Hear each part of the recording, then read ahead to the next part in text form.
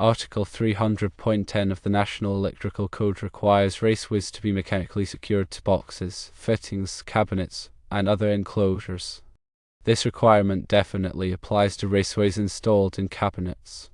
The 3-inch PVC raceways must be mechanically secured. The use of bonding bushings is not a substitute for mechanical security. Bonding bushings are used to ensure electrical continuity between the raceway and the cabinet, but they do not provide mechanical support.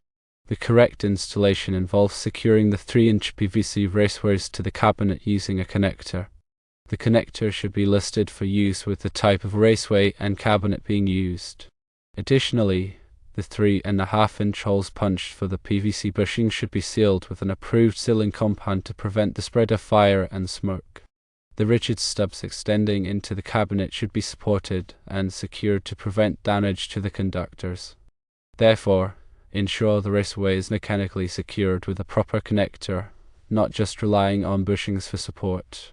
Seal the openings appropriately to prevent the spread of fire and smoke and provide adequate support for the stubs within the cabinet to protect the conductors.